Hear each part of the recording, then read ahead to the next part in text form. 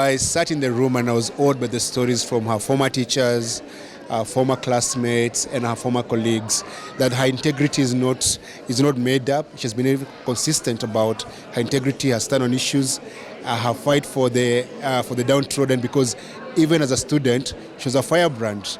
She spoke up when she got harassed. She said no to corporal punishment. She's an example that a leader is made by her community. And she's a product of her Geshogo village, the school she went to, and that's who she is today. So I was wowed by the stories of her being very consistent in her integrity. And the country knows of her because of her integrity.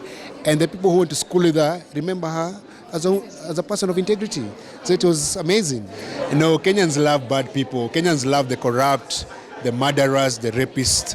Mother is a leader without scandals. And she struggles to connect with some people because she doesn't have money to bribe. And she doesn't do bribe politics. I worked in her campaign. Mother does not give out money. She does not bribe people. Why should she bribe to come and serve you? And Kenyans don't like that kind of leadership. And I can guarantee you, if Kenya had elected Mother as president in 2012, when she ran the first time, Kenya would be very, very far. Because she's an example of zero corruption, zero nonsense to bullshit. She's a no bullshitter. She does not lie. She does not pretend. She does not play the room or the gallery. If you look today, the men and the women in the room, there's not a single person accused of corruption. Mother chose her list of invitees very carefully. People who are involved in killings, in murdering, in rape, in looting were not in the room. There were more young people, students, and her friends and her family than politicians. She's a fun person. She said today she loves dancing. And Mother is a goofy. Oh no, she danced anguka nayo. No, Mother is very goofy. Like, she's a woman of jokes, and she's a family person because she's a grandmother to my kids. So my kids know her warm side. Yes. Why do you think people generally fear Mother? They don't fear Mother. They don't understand her because she's not your usual kind of politician. She does not bribe. She does not compromise. She does not play tribal politics.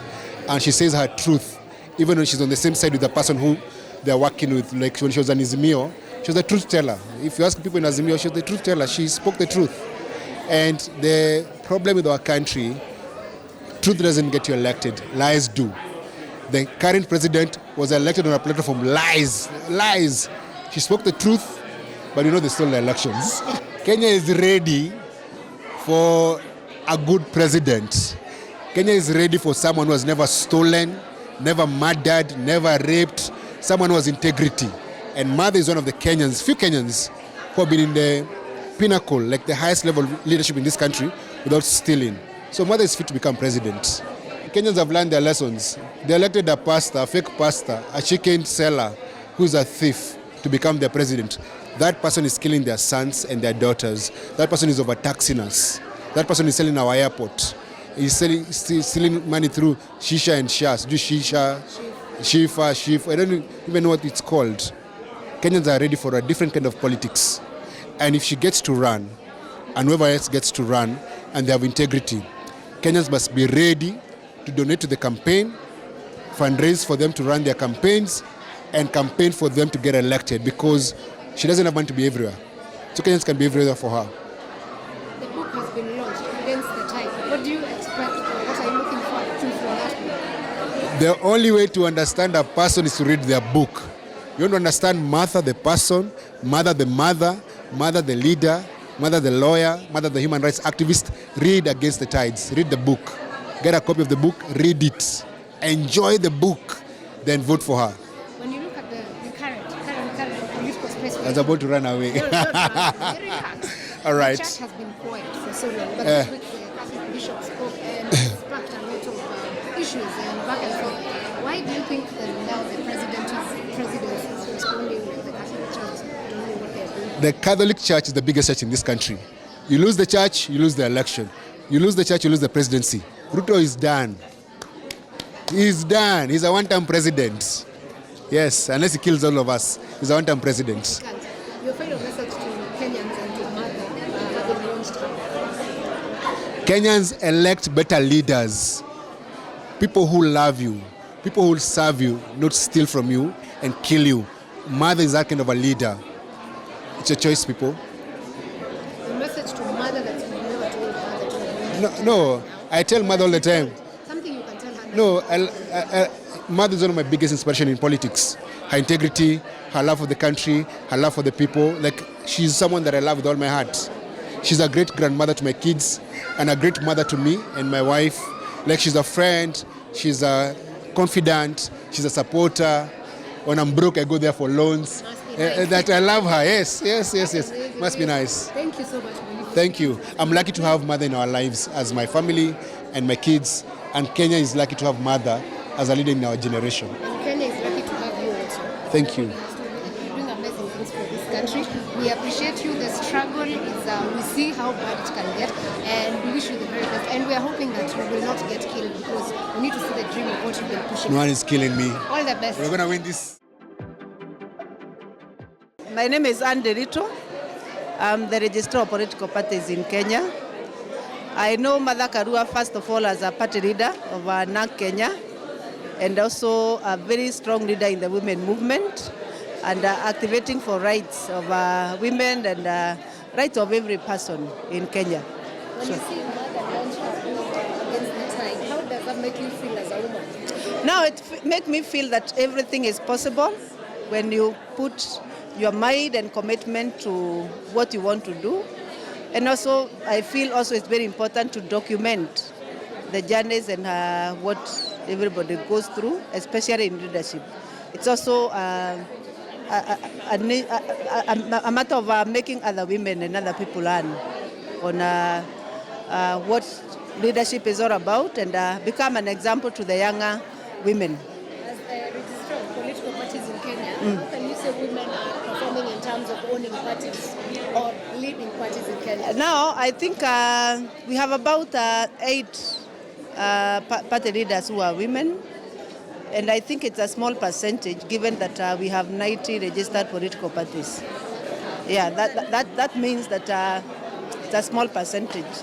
However, it's a step in the right direction. Mother being one of the party leaders, I think many other women should actually also come on board to really also participate in political party registration and leadership. However, there are so many women who are in political parties as leaders. We have quite a number of secretary generals. We have quite a number of party chairmen. Some of the biggest parties in Kenya are led by chairmen are women. UDA chairman is Cecilia Baride, who is a lady, governor of Ebu. And then we have ODM chairperson, who is Gladys Wanga, who is the chair of ODM. Nice. And what do you think is keeping away women? If you have 90 versus 8, what is keeping women away from the political space in terms of party leadership? Partly because maintaining and running a political parties is a cost-intensive business, and 2, the space of politics also keep expanding. It's actually, you know, we really have the cultural problem of being a patriarchy society, which actually is the space that we have been fighting, so that every time we try to change mindset about leadership of women. And I think very importantly is to ensure that women, as a fraternity, come together and activate around women leadership and support women leadership. Not that we want to say men leadership is not good, it's contemporary leadership. You read complementary leadership between men and women. It's only that women happen to have lower numbers as compared to men. So it's those numbers we want to raise in politics. Okay. And we have seen the emergence of the Gen Z movement. We've seen the emergence of Gen Z, young people and their involvement in the political space generally. Are you expecting more women now to come up, or young people in the political space? First of all, Gen Z movement is an articulation of their views and what they want this country to be. But 2 things that they must put in space. Number 1, the Gen Z cannot continue saying that they are partyless. Because if you want to make any contribution meaningfully within the law, then a political party become a vehicle which you can actually engage and give your opinion, and then move forward with the agenda of what you want to see, the change you want to see. So to me, Gen Z should start by either joining. Indeed, I'll advise them to join the existing political parties. They cannot lack one political party within the existing one, which can identify with their ideology. If they don't, then they are by law allowed to register political parties. But because registering a political party is a process and it's also capital intensive, probably they may want to join the existing parties, because you can engage within a political party and then bring activities. And that is how then they cannot continue to say that they are leaders, because they shall have leaders within. It's a problem. To me, it's a problem. You must have a leader. You must have leadership within political parties. Yeah, the leadership should actually be within from where I start. Within, when you join a political party, then you join the leadership of that political party. Then you are not going to be leaders and formulas. Yeah. Your message to the Honorable Martha Karua, Yes. she launches a book. Now, it's to say that we shall read the book, we shall get the lessons, and know that we are looking for her to lead a strong political party, to strengthen the political party that she leads. Do you think Kenya is ready for a woman president? Kenya has always been ready for any leader in this country, provided you mobilize and then you tell Kenyans what you want to bring to the table. So not only women leadership, but all leaders who actually are willing to mobilize and tell us what they want to bring to the table. Do you think we can have a woman president in Kenya? Yes, a leader is, the issue of being a leader does not start with gender. It starts with the ideas, the opinion, and everything. So it is possible.